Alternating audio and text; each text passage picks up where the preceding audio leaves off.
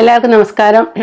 ഏറിപ്പോകാനുള്ള ഒരു കാര്യം നമ്മുടെ റസ്മിൻ ബായി പറഞ്ഞിട്ടുണ്ട്. ബിഗ് ബോസ് താരം റസ്മിൻ പറഞ്ഞിട്ടുണ്ട്.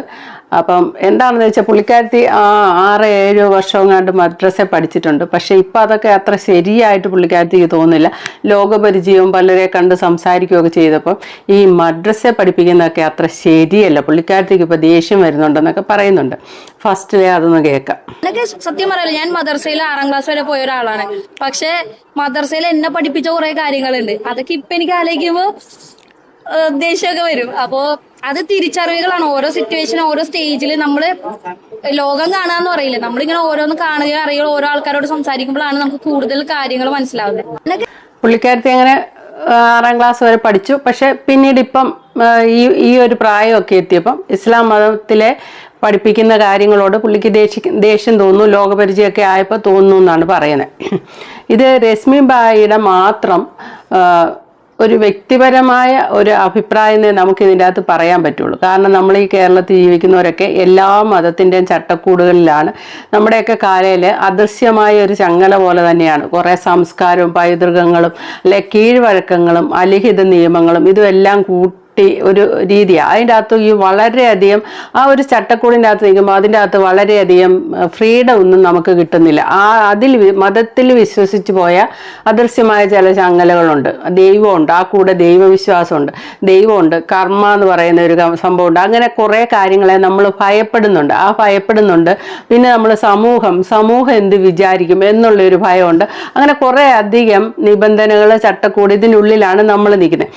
ചിലർക്ക് രക്തത്തിളപ്പ് എന്നൊക്കെ പറയുന്ന പോലെ ഇതൊന്ന് എറിയുവാണ് എന്താന്ന് വെച്ചാൽ എല്ലാത്തിൽ നിന്നും അങ്ങ് ഫ്രീ ആയി നമുക്ക് ഇഷ്ടമുള്ള പോലെ അങ്ങോട്ട് ജീവിക്കാം, ആരുണ്ട് ഇവിടെ ചോദിക്കാൻ എന്നുള്ള രീതിയിൽ അങ്ങ് പോവാം. പക്ഷെ എന്തുകൊണ്ടാണ് അങ്ങനെ മനുഷ്യനെ അങ്ങനെ കയറൂരി വിടാതെ ഇങ്ങനെ ചില മതവും ദൈവവും എല്ലാം, ഇപ്പം മുസ്ലിം ആണേലും ക്രിസ്ത്യൻസ് ആണേലും ഭഗവത്ഗീതയിൽ പറയുന്ന വാചകങ്ങൾ, ബൈബിളിൽ പറയുന്ന കുറേ വാക്കുകൾ, ഇസ്ലാം മതത്തിൽ പറയുന്ന കുറേ കാര്യങ്ങൾ, ഇതെല്ലാം നമ്മളെ ഒന്ന് നിയന്ത്രിച്ച് പല കാര്യങ്ങളിലും ഒരു ലിമിറ്റൊക്കെ വെച്ചുള്ള കാര്യങ്ങളൊക്കെ പറയുന്നുണ്ട് അതിൻ്റെ അകത്ത്. എൻ്റെ ഒരു ചിന്താഗതിയാണ് ഞാൻ പറയുന്നത് കേട്ടോ. അതല്ലാതെ ഞാൻ വായിച്ചറിഞ്ഞൊരു കാര്യം തന്നെയാണ്, മനുഷ്യന് യാതൊരുവിധ നിയന്ത്രണവും ഇല്ല, ഒന്നിനെയും ഭയപ്പെടാനും ഇല്ലാത്ത രീതിക്കാണ് മനുഷ്യൻ. മൃഗങ്ങളല്ല, മനുഷ്യൻ അങ്ങനെയാണ്. അതായത് ദൈവത്തെ ഭയമില്ല, കർമ്മ എന്ന് പറയുന്ന ഒരു ഭയമില്ല, സമൂഹത്തെ ഭയമില്ല, ഇങ്ങനെ ഒന്നിനെയും ഭയമില്ലാതെ നമ്മൾ മുന്നോട്ട് ജീവിച്ചാൽ നമ്മൾ ആരെക്കാട്ടും അക്രമകാരികളായി മാറും, എന്തും ചെയ്യും, ഏത് ക്രൂരതയുടെ അവസാനം ഇതായിട്ട് തീരും. ആരെയും ഭയപ്പെടാനില്ലാതെ ഇങ്ങനെ അഴിച്ചുവിട്ട് അങ്ങനെ എന്ത് വേണേലും ചെയ്യാന്നുള്ള രീതി, അതൊന്നും അല്ലാതെ ഉള്ള നല്ല ഒരു ജീവിതത്തിന് വേണ്ടിയാണ് നമ്മുടെ ഓരോരുത്തരുടെയും മതങ്ങൾ നമ്മളെ കുറേ കാര്യങ്ങൾ പറഞ്ഞു പഠിപ്പിച്ച് ഇങ്ങനെ വളർത്തുന്ന. മനുഷ്യനെ അങ്ങനെ ഒരു നമുക്കൊരു ഭയം വേണം. എന്ത് തെറ്റ് ചെയ്യുമ്പോഴത്തേക്കിന് ദൈവം ഉണ്ട് മുകളിൽ, അല്ലെങ്കിൽ കർമ്മ അത് തിരിച്ചു പിടിക്കും. അങ്ങനെ ആരെയോ നമ്മൾ അങ്ങനെ ഒരു ഭയം ഉള്ളിലുണ്ടെങ്കിലേ നമ്മൾ ഒരു മര്യാദയ്ക്ക് ജീവിക്കുള്ളൂ. സമൂഹത്തെയും ഭയപ്പെടണം. സമൂഹം അല്ലല്ലോ എനിക്ക് ചിലവന് വരുന്ന ഐ ഡോണ്ട് കെയർ, ഞാൻ എൻ്റെ ഇഷ്ടത്തിന് ജീവിക്കും, ഇങ്ങനെ പറയുന്ന സമൂഹം കുട്ടികളുണ്ട് ഇപ്പം. പക്ഷെ അതും അവരങ്ങനെ പറയുന്നേ ഉള്ളൂ. മനുഷ്യൻ സമൂഹജീവിയാണ്. സമൂഹത്തെ ഭയപ്പെടാതെ, ഒരു പരിധി വരെയെങ്കിലും ഭയപ്പെടാതെ മനുഷ്യന് ജീവിക്കാൻ പറ്റിയല്ല. അങ്ങനെ ഭയമില്ലെങ്കിൽ നമ്മൾ ഓടിപ്പോയി ഒരു ആൺകുട്ടി അവനൊന്ന് റേപ്പ് ചെയ്യണമെന്ന് ചോദിച്ചാൽ കാണുന്നതിലെ പോകുന്നവരെ പിടിച്ച് റേപ്പ് ചെയ്യല്ലേ. അപ്പം നിയമം പിടിക്കില്ല, അല്ലെ സമൂഹം നിയമം പിടിച്ച് അവനെ അകത്താക്കിയിട്ട് അവൻ പുറത്തിറങ്ങി കഴിയുമ്പോൾ ആ സമൂഹം അവനെ ഏത് കണ്ണിലൂടെ ആയിരിക്കും കാണുക. അപ്പം മനുഷ്യൻ സമൂഹജീവിയാണ്, കുറച്ചൊക്കെ സമൂഹത്തെ ഭയപ്പെട്ടേ പറ്റുള്ളൂ. റസ്മിൻ ബായി ഇത് പറയുന്നതിനകത്ത് മദ്രസയിൽ പഠിച്ചതിന് ശേഷം ഇറങ്ങി ഇപ്പം ഇതൊക്കെ ആലോചിക്കുമ്പോൾ ദേഷ്യം വരുന്നു എന്ന് പറയുന്നത്. ഞാനിപ്പോൾ ഈ ഇസ്ലാം മതത്തിൽ ലോകരാജ്യങ്ങൾ സഞ്ചരിച്ചൊക്കെ നടക്കുന്നൊരു പെട്ടെന്ന് പറയാവുന്ന ഒരു പേര് ഇപ്പം ജൂസഫ് അലി സാറ്, ഈ കണ്ട സമ്പന്നനാണ്, ഈ കണ്ട ലോകം മുഴുവൻ സഞ്ചരിക്കുന്നുണ്ട്. പക്ഷേ ഇസ്ലാം മതത്തിൽ ജനിച്ച് വളർന്ന് ഇസ്ലാം മതം പറയുന്ന രീതിക്ക് ജീവിച്ചു പോകുന്ന ആ മനുഷ്യൻ എന്തോ ഒരു ചാരിറ്റി എന്നുള്ള അത് വേറൊരു സൈഡിൽ കിടക്കട്ടെ. ആ മനുഷ്യൻ ആ മതത്തിനെ തള്ളിപ്പറഞ്ഞ് നമ്മളിവിടെ എവിടെയെങ്കിലും കിട്ടിയിട്ടുണ്ടോ? ഇസ്ലാം മതത്തിൽ പറയുന്നതൊക്കെ എനിക്ക് ദേഷ്യം വരുന്നുണ്ട് ഇപ്പം എന്ന് പറയുന്നില്ല. അപ്പം റസ്മിൻ ബായിയെ കുറ്റം പറയുന്നില്ല, അവർക്ക് അവരുടെ ഇഷ്ടമാണ്. പക്ഷേ എങ്കിൽ റസ്മിൻ ഇവിടെ ഇസ്ലാം പഠിപ്പിക്കുന്നത് മദ്രസ പഠിപ്പിക്കുന്നത് തെറ്റാണ് എന്ന് പറയാനുള്ള അവകാശം ഇല്ല. അത് ഒരു ഗീത ഭഗവത്ഗീത പഠിപ്പിക്കുന്നത് തെറ്റാണെന്ന് പറയാനുള്ള അവകാശം എനിക്കും ഇല്ല. അതേപോലെ ഇപ്പം ബൈബിളിൽ പഠിക്കും നിന്നെ പോലെ നിന്റെ അയൽക്കാരനെ സ്നേഹിക്കാന്ന്. പണ്ട് ഞങ്ങൾ ഓളെ പഠിക്കുമെങ്കിൽ തമാശയായിട്ട് പറയായിരുന്നു, കഴിയുമെങ്കിൽ അയാളുടെ ഭാര്യയെ സ്നേഹിക്കാന്ന്. അപ്പോൾ ആ ബൈബിളിൽ പഠിപ്പിക്കുന്നത് എന്താ? അയൽക്കാരനെ സ്നേഹിക്കാന്ന്. കമാലുദ്ദീൻ നെന്മാറയുടെ പോസ്റ്റും പുള്ളിക്കാരൻ ഫേസ്ബുക്കിൽ ഇടുന്നതൊക്കെ ഞാൻ കാണാറുള്ളതാണ്. പുള്ളിക്കാരൻ ഒരിക്കൽ പറഞ്ഞിട്ടുണ്ട്, മദ്രസ പഠിപ്പിച്ചതാണ് നമ്മൾ ഫുഡ് കഴിക്കുന്നതിന് മുന്നേ അയൽക്കാർ പട്ടിണിയാണോ ഇല്ലയോ എന്ന് അന്വേഷിച്ചിട്ടേ നമ്മൾ വയറ് നിറയ്ക്കാവുള്ളൂ. ഇല്ലേ അവർക്കൂടെ നമ്മുടെ ഇല്ലേലും ഉള്ളതിൻ്റെ പങ്ക് അവർക്ക് കൊടുക്കണമെന്ന് മദ്രസ പഠിപ്പിക്കുന്നതാണ്. ഇതേപോലെ തന്നെ ഭഗവത്ഗീതയിലും പഠിപ്പിക്കുന്നുണ്ട്. നല്ല കാര്യങ്ങൾ തന്നെയാണ് പഠിക്കുക. അപ്പോൾ എല്ലാ മതത്തിലും നല്ല കാര്യങ്ങളാണ് പഠിപ്പിക്കുന്നത്. പിന്നെ റസ്മിന് എന്തുകൊണ്ടോ ഒരു ഫ്രീഡം വേണം, മതത്തിൻ്റെ ചട്ടക്കൂടി നിൽക്കാതെ എനിക്ക് എൻ്റെ ഇഷ്ടത്തിന് പോകണം എന്ന് ചിന്തിക്കുമ്പോൾ മതത്തിനെ നമുക്ക് കുറ്റം പറയാൻ തോന്നും. പക്ഷേ റസ്മിൻ്റെ അഭിപ്രായം പറയാനുള്ള സ്വാതന്ത്ര്യം ഉണ്ട് ഈ രാജ്യത്ത്, നമ്മുടെ രാജ്യത്ത്. പക്ഷെ അതാണ് ശരി എന്ന് വാദിച്ച് ഇങ്ങനെ പറയരുത്. പറയുമ്പോൾ അത് മറ്റൊരാളിലേക്ക് പോകുന്ന ഒരു മെസ്സേജാണ്. എൻ്റെ ചിന്താഗതി എന്നുള്ള രീതി വേണം പറയാൻ.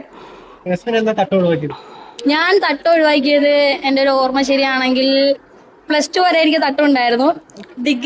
ഡിഗ്രി ഒരു കൊല്ലം ഞാൻ മഹാരാജാസി പഠിച്ചു. പിന്നെ അവിടെ നിന്ന് ഇറങ്ങി. പിന്നെ സെന്റ് തെരേസസി കയറി. അപ്പോ തട്ടം ഇങ്ങനെ ഉണ്ടായിരുന്നു, ഷോൾ ഉണ്ടായിരുന്നു. പിന്നെ അതൊരു സെക്കൻഡ് ഇയർ ആയപ്പോഴേക്ക് ഷോൾ ഇതിങ്ങനെ കഴുത്തിക്കൂടി ഇടുന്നതായി. പിന്നെ തേർഡ് ഇയർ ഒക്കെ കഴിഞ്ഞപ്പോ സെറ്റായി. പിന്നെ BPA ഒക്കെ പോയപ്പോ ഷോളൊക്കെ കംപ്ലീറ്റ്ലി രശ്മിൻ പറയുന്ന കേട്ടോ, ഈ തട്ട ഒഴിവാക്കിയ കാര്യം, ഇസ്ലാം മതത്തിൽ തട്ട ഇട്ട് നടക്കണമെന്ന് പറയുന്നുണ്ടല്ലോ. അപ്പോൾ ആ തട്ട ഒഴിവാക്കിയ പുള്ളിക്കാരത്തേക്ക് അവിടെ ഒരു ഫ്രീഡമാണ് വേണ്ടത് വേഷത്തിൽ. പക്ഷെ മതം അത് സമ്മതിക്കുന്നില്ല. പുള്ളിക്കാരത്തി കുറച്ച് അഡ്ജസ്റ്റ് ചെയ്ത് ആദ്യം അങ്ങനെ വളച്ചിട്ട് ഇങ്ങനെ വളച്ചിട്ട് അങ്ങനെ അവസാനം അതങ്ങ് ഉപേക്ഷിച്ചു.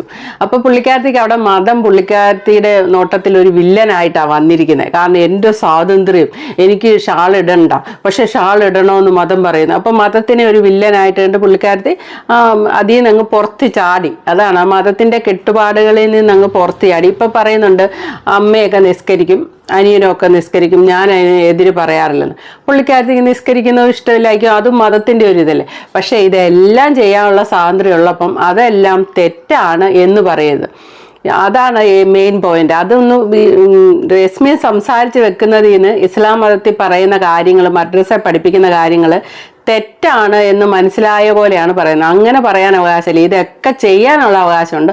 പക്ഷേ ഇത്രയും വലിയൊരു മതം, ആ മതത്തിലെ ഗ്രന്ഥത്തിൽ പറയുന്ന കാര്യങ്ങൾ മര്യാദയ്ക്ക് ഇങ്ങനെ കുറേ കീഴ്വഴക്കങ്ങൾ, കുറേ അനുസരണം, ഒന്നുമല്ലേലും ഈ അനുസരണശീലം തന്നെ നമ്മളെ മതം പഠിപ്പിക്കുന്നുണ്ട്. അങ്ങനെയാണ്.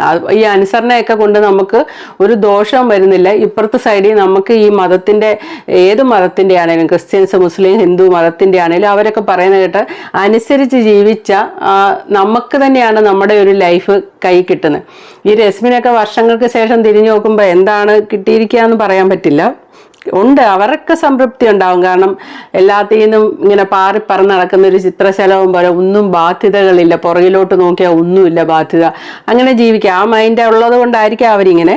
പക്ഷെ ശരിയാണ്, അതാണ് ശരി എന്ന് മാത്രം പറയരുത്. ഈ മതം എന്ന് പറയുന്ന സാധനം ഉണ്ടല്ലോ, ഭയങ്കര ഡേഞ്ചറാണ്. ഭയങ്കര ഡേഞ്ചർ ആയിട്ടുള്ള ഒരു സാധനം. നമ്മളെ ചെറുപ്പത്തിലെ ഇൻജക്ട് ചെയ്യാണ് ഓരോ കാര്യങ്ങള്. അപ്പൊ ആ ഇൻജക്ട് ചെയ്ത കാര്യങ്ങള് വലുതായാലും നമുക്ക് ആ ശീലങ്ങൾ മാറില്ല. പിന്നെ ബോധം വെക്കുക, അതായത് പഠിച്ചോണ്ട് മാത്രം കാര്യമില്ല. ആ ഒരു ബോധം, നോളജ് എന്ന് പറയുന്ന സാധനം ഇമ്പോർട്ടന്റ് ആണ്. അപ്പൊ അത് കിട്ടുമ്പോഴാണ് നമ്മൾ ഓരോ എക്സ്പീരിയൻസ് ചെയ്യുമ്പോഴാണ് ഓക്കെ, ഇതിന് ഇങ്ങനെയാണോ ഞാൻ കണ്ടോണ്ട്. മതം ഒരിക്കലും ഡേഞ്ചർ ഒന്നുമല്ല, നന്നായിട്ട് ജീവിക്കാൻ പറയുന്നുണ്ട് എല്ലാവരുടെയും മതത്തിൽ. ഈ വർഗീയവാദികളുണ്ട്, മതം വളരെ ബ്ലഡിൽ അലിഞ്ഞിട്ട് മറ്റു മതസ്ഥരെ ഉപദ്രവിച്ചോ എന്നുള്ള രീതിയിൽ പറയുന്ന വർഗീയവാദികളുണ്ട്. ഞാൻ തന്നെ ഒത്തിരി വീഡിയോ ഒക്കെ പലരെ പറ്റിയും ചെയ്തിട്ടുള്ളതാണ്. അവർ മാത്രമേ അപകടകാരികളുള്ളൂ. അല്ലാത്ത എല്ലാ മതത്തിലും നല്ല ഉപദേശങ്ങളാണ്. ഇപ്പം ഞങ്ങളുടെ ഭഗവത്ഗീതയിലാണെങ്കിൽ കൃഷ്ണൻ കൊടുക്കുന്നത് മനുഷ്യർക്ക് നന്നായിട്ട് ജീവിക്കാനും മറ്റുള്ള സഹജീവികളോട് സഹാനുഭൂതി തോന്നാനും അവരെ സഹായിക്കാനും അങ്ങനെയൊക്കെയുള്ള, ഈ വേദപാഠ ക്ലാസ്സിൽ ക്രിസ്ത്യൻസ് പോയി പഠിക്കുന്നതും പിള്ളേർ ചെറുപ്പത്തിൽ തന്നെ നല്ല കാര്യങ്ങളാണ് പഠിച്ചു വരുന്നത്. വരുന്നത്. അപ്പോൾ ആ ഒരു നല്ല കാര്യങ്ങൾ പഠിച്ചിറങ്ങിയില്ലേ, വേദപാഠ ക്ലാസ്സിൽ നിന്നൊക്കെ പഠിച്ചിറങ്ങുന്നവർ കുറച്ച് അതിൻ്റെതായ ഒരു മര്യാദ അവരുടെ ബ്ലഡിൽ അലിഞ്ഞ പോലെ കിട്ടും. തോന്നിയാസമായിട്ട് അങ്ങനെ അങ്ങ് പോകത്തില്ല. അതുകൊണ്ട് മതം എന്നുള്ളതൊരു വളരെ അപകടകാരി എന്ന് അടച്ചാക്ഷേപിക്കാൻ പറ്റില്ല. മതത്തിലെ വർഗീയവാദികളാണ് അപകടകാരികൾ, അല്ലാതെ പറയാൻ പറ്റില്ല. 2-3 കമന്റ് വായിച്ച് ചെയ്യിപ്പിക്കാം കേട്ടോ. നടക്കുന്ന വഴിയിലെ ഒരു മുള്ളു മാറ്റി ഇട്ടാൽ പോലും അതൊരു പുണ്യപ്രവൃത്തിയാണ് എന്ന് മദ്രസയെ പഠിച്ചിട്ടാണ് ഞാൻ അറിഞ്ഞത്. തൻ്റെ അയൽവാസി പട്ടിണി കിടക്കുമ്പോൾ വയറു നിറച്ച് ഭക്ഷണം കഴിക്കരുത് എന്ന് മദ്രസയിൽ നിന്നാണ് ഞാൻ പഠിച്ചത്. അനാഥ കുഞ്ഞിൻ്റെ മുന്നിൽ നിന്ന് സ്വന്തം കുഞ്ഞിനെ ലാളിക്കരുത് എന്ന് പഠിച്ചത് മദ്രസയിൽ നിന്നാണ്. അതെന്തൊരു പോയിന്റ്, അത് ശരിയല്ലേ? അച്ഛനും അമ്മയില്ലാത്ത ഒരു കൊച്ചിൻ്റെ മുന്നിൽ പോയിട്ട് നമ്മൾ നമ്മുടെ കൊച്ചിനെ എടുത്ത് ഭയങ്കര കൊഞ്ചീരാണ്, ആ കുഞ്ഞു ഹൃദയം കണ്ടു നിൽക്കുന്ന കുഞ്ഞു ഹൃദയം എത്ര വേദനിക്കും. അപ്പൊ എന്താണ് മദ്രസയിലൊക്കെ പഠിപ്പിക്കുന്നത്? മറ്റുള്ളവരുടെ മാനസികമായിട്ട് ഒന്നും ഉപദ്രവിക്കരുത് എന്നുള്ള രീതിയിലാണ് പഠിപ്പിക്കുന്നത്. 3 ദിവസത്തിൽ കൂടുതൽ ഒരാളോടും പിണങ്ങി നിൽക്കരുത് എന്ന് പഠിച്ചത് മദ്രസയിൽ നിന്നാണ്. ഒരു മനുഷ്യനെ കൊന്നാൽ ഭൂമിയിലെ മുഴുവൻ മനുഷ്യരെയും കൊന്നതുപോലെയാണ് എന്ന് പഠിച്ചത്. ഇതിൻ്റെ അകത്ത് ഈ പിണങ്ങിക്കഴിഞ്ഞാൽ സൂര്യൻ അസ്തമിക്കുന്നതിന് മുന്നേ കൂട്ടുകൂടണമെന്ന് സത്യം പറഞ്ഞാൽ ബൈബിളിൽ പറയുന്നുണ്ടെന്നാണ് പറയുന്നത്. ഒരാൾ ഭക്ഷണം മോഷ്ടിച്ച ആ രാജ്യത്തെ ഭരണാധികാരിയെയാണ് ശിക്ഷിക്കണമെന്ന് പഠിച്ചത് മദ്രസയിൽ നിന്നാണ്. അതുപോലെ എണ്ണിയാൽ തീരാത്ത ഒരുപാട് കാര്യങ്ങൾ പഠിച്ചത് മദ്രസയിൽ നിന്നാണ്. അന്നും ഇന്നും എന്നും മദ്രസയെ പഠിച്ചത് അഭിമാനം തന്നെയാണെന്ന്. എത്രയോ ആൾക്കാരുണ്ട് മദ്രസയെ പഠിച്ചിട്ട്. ഇപ്പൊ കമാലുദ്ദീൻ നെന്മാറ സോഷ്യൽ മീഡിയയിൽ ഈ അനീതിക്ക് വേണ്ടി ഒരു പേടിയില്ലാതെ ശബ്ദമുയർത്തുന്ന ഒരാളാണ്. പക്ഷെ പുള്ളി പഠിച്ചത് മദ്രസയിൽ തന്നെയല്ലേ, അവിടെ നിന്നാണ് പുള്ളി നല്ലപോലെ പഠിച്ചതെന്നാണ് പുള്ളി പറയുന്നത്. കുത്തഴിഞ്ഞ ജീവിതത്തിന് മതം തടസ്സമാകുമ്പോൾ ചിലർ മതം ഉപേക്ഷിക്കുന്നു. മദ്രസയിൽ പഠിപ്പിക്കുന്നത് മതപരമായ ധാർമ്മിക വിദ്യാഭ്യാസമാണ്. അത് നല്ല ഒരു വ്യക്തിയെ രൂപപ്പെടുത്തുന്നു എന്ന് പറയുന്നു. പിന്നെ രശ്മിനോടുള്ള പറച്ചില, ഏത് ലോകം കണ്ടു ലോകത്ത് എല്ലായിടത്തും ഇസ്ലാമുണ്ട്, നിങ്ങൾ മാത്രമാണോ സംസാരിക്കുന്നത്? ഞങ്ങളും സംസാരിക്കുന്നുണ്ട്. നിനക്ക് തുണി അഴിച്ചിട്ട് നടക്കാൻ ഇസ്ലാം അനുവദിക്കുന്നില്ല, അതാണ് നിനക്ക് പ്രശ്നം. അതിന് നീ ദേഷ്യം പിടിച്ചിട്ട് കാര്യമില്ല. അതൊക്കെ റസ്മിനോട് തന്നെയാണ്. എന്താ പഠിപ്പിച്ചേ എന്നുകൂടെ വ്യക്തമായി പറയൂ സഹോദരി. അല്ലാതെ ലോകം കാണുമ്പോൾ താങ്കൾക്ക് എന്താണ് ദേഷ്യം വരുന്നത് അറിയാൻ താല്പര്യമുണ്ടെന്ന്. അതൊരു നല്ല ചോദ്യമാണ്. ദേഷ്യം വരാൻ മാത്രം എന്താണ് നിന്നെ പഠിപ്പിച്ചത്? നീ അഹങ്കരിച്ചോ? അതിന് മദ്രസ എന്തിനാണ് കുറ്റം പറയുന്നത്? രശ്മി ബായിയോടായിട്ട് തന്നെയുള്ള കമൻ്റ് ഉണ്ട്. ശരിയാണ്, മദ്രസയെ പഠിച്ച് വന്ന് 6ാം ക്ലാസ് വരെ പഠിച്ചു കഴിഞ്ഞ് ഇപ്പം രശ്മിന് ലോകം കാണുമ്പോൾ, ലോക പരിചയം നേടുമ്പോൾ, അല്ലെ ലോക യാത്ര നടത്തുമ്പോൾ മദ്രസയെ പഠിച്ചതിന് ദേഷ്യം വരുന്നു എന്ന് പറയുന്നത്. ഇത് കേൾക്കുമ്പോൾ ഇങ്ങനെ പറയാൻ പാടില്ല. ഇത് കേൾക്കുമ്പോൾ മറ്റുള്ള മതക്കാരാണെങ്കിലും ചിന്തിക്കുന്നത് മദ്രസയിൽ അപ്പം എന്തോ വൃത്തികേടാണ് പഠിപ്പിക്കുന്നതല്ലേ ചിന്തിക്കുക. അങ്ങനെ പറയാനേ പാടില്ല. മദ്രസയെ പഠിപ്പിച്ചതിനോട് രശ്മിന് അനുകൂലമായ മാനസികാവസ്ഥയില്ല. അതിൻ്റെ അകത്ത് പറയുന്ന ആ ചട്ടക്കൂടിനുള്ളിൽ നിൽക്കാൻ രശ്മി ബായിക്ക് ഇഷ്ടമല്ല, അതേ ഉള്ളൂ. അതുകൊണ്ട് അത് തെറ്റാന്ന് പറയരുത്. കാരണം ഇപ്പുറത്തെ സൈഡിൽ രശ്മിനെ പോലെ ചിന്തിക്കുന്നവരധികം പേരില്ല. മറു സൈഡിൽ ആ മതത്തിനുള്ളിൽ നിന്നുകൊണ്ട് മാന്യമായിട്ട് ജീവിച്ചു പോകുന്ന ആൾക്കാരെല്ലാവരും എല്ലാ മതത്തിലും ഉള്ളവരും അങ്ങനെ തന്നെയാണ് ജീവിക്കുന്നത്. എന്നെ ഏറി വിടാനല്ലേ എന്ന് രശ്മി ബായി ചോദിക്കുന്നുണ്ട് ഇതിനകത്ത്. അത് ശരി തന്നെ, ഇങ്ങനെയൊക്കെ പറഞ്ഞ് ഏറിപ്പോവും. അപ്പോൾ okay, thank you for watching. അടുത്ത വീഡിയോ കാണാം.